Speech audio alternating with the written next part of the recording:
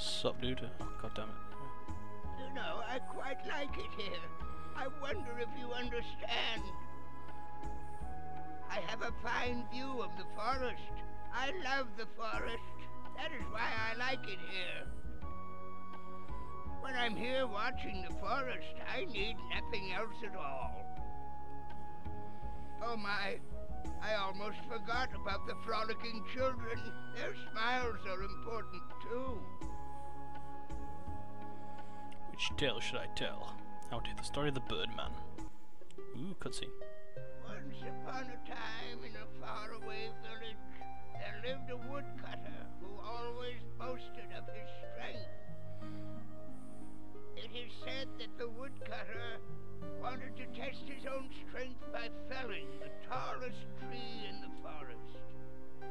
He hastily ventured deep into the forest in search. Meanwhile, the forest told the great tree of the woodcutter. The great tree sighed deeply, lamenting his foolishness, and he continued to sigh. And before long, the breath of the great tree became a thick and heavy fog which shrouded the forest. The woodcutter soon lost his way. He grew so tired wandering about that he soon took a short rest. Just then, sweet-smelling fluffs began to float down from above. All who would smell their sweet scent would fall fast asleep. The woodcutter couldn't help but to fall in a deep slumber, and there he lay, snoring great snores in the middle of the forest. For 3 days he slept. On the morning of the 4th day, a birdman flew down to where he lay. He spoke to him. "I'm the strongest, you always say. One fight with me, if you may." But the woodcutter remained fast asleep. "You can try to sleep if you must, but I shall wake you with my dust." As he spoke those words, the birdman sprinkled a glistening white powder upon the woodcutter. With that, the woodcutter sneezed a great sneeze and jumped to his feet. The surprised woodcutter shouted, "Who on earth are you? I warn you, I am incredibly strong, and I will battle right now." The birdman replied, "You can't defeat me, but if you do, we can be friends, and I'll share my powder with you. It cures all illness and turns old to new. I got it from the forest people called the Yamu." The woodcutter tried to grab the birdman, but the woodcutter had been asleep for 3 days. He was too hungry to hold on. With one flap of his mighty wings, the birdman blew the woodcutter all the way back to the village. The woodcutter told the villagers all about the strange birdman, but not a soul believed him. From that day on, the woodcutter never again boasted of his strength.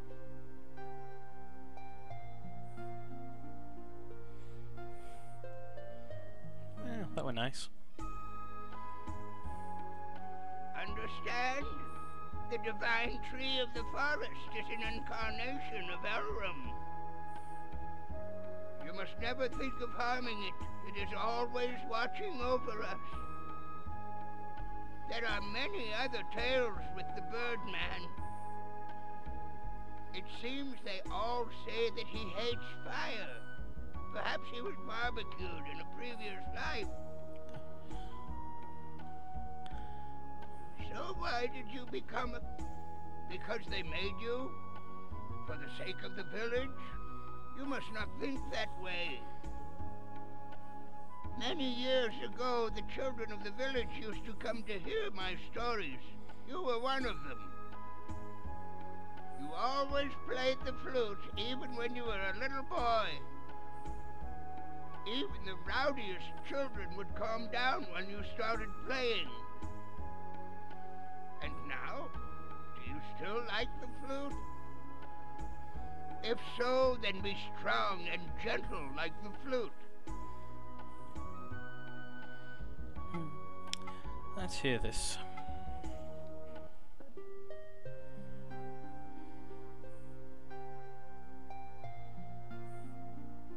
This is a tale of the kingdom of Gehenna Pali that stretched across these lands long ago.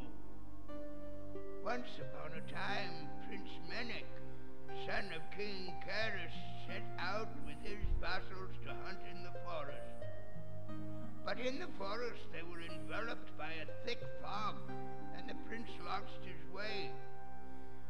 Wandering aimlessly about, he happened upon a marsh from which grew an enormous tree. Thereupon he heard the sound of sobbing, but he knew not from where. He found a maiden sitting all alone. She was weeping by the marsh. "I am Alcana. I just buried my mother here in the marsh of Uban," she said. And then she looked up at the prince. He was overwhelmed by her beautiful eyes. The maiden stole his heart that day. It was truly a fateful meeting. Thereafter, the prince made frequent trips into the forest. Undoubtedly, he was paying visits to the maiden.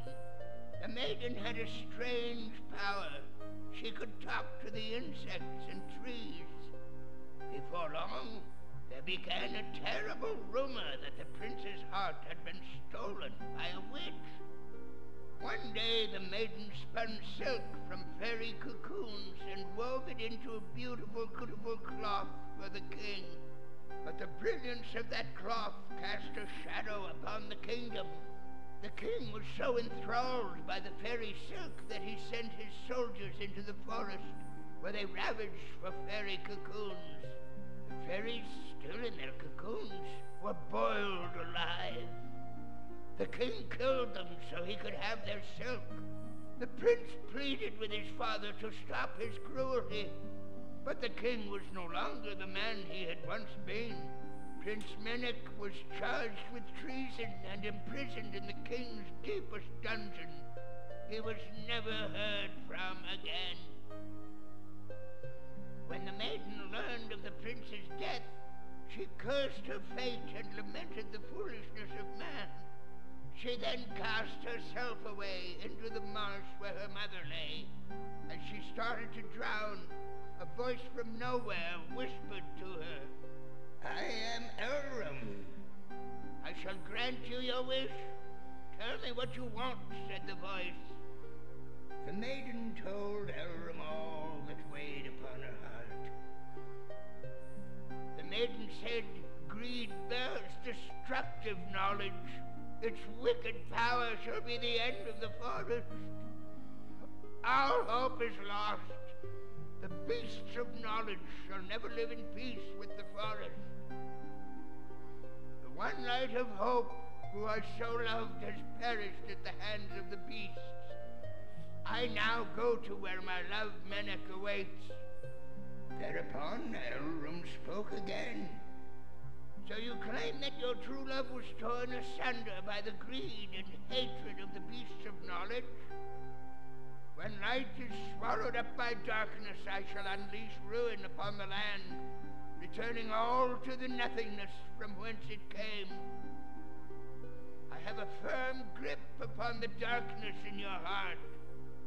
From that day forward, demons appeared in the forest, terrifying all they came upon, and the kingdom of Gehenna Pali fell to ruin by the swarms of Onibubu, locusts of apocalypse.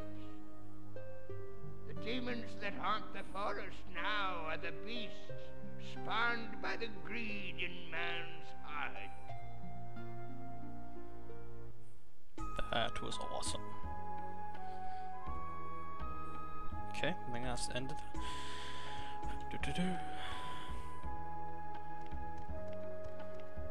Oh, that was interesting. Definitely enjoyed that. I don't remember watching them before. Let's just pop back home to save, and then we'll call the episode. Oh, Mummy's gone somewhere.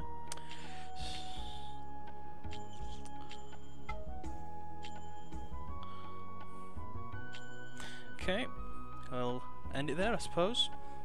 Next episode, we'll move to the Dragonfly Forest, work his way through there, hope we find some new minions to merge and, well, to destroy. We'll train up the minions we've got. So, I'll see you next time, guys. Goodbye.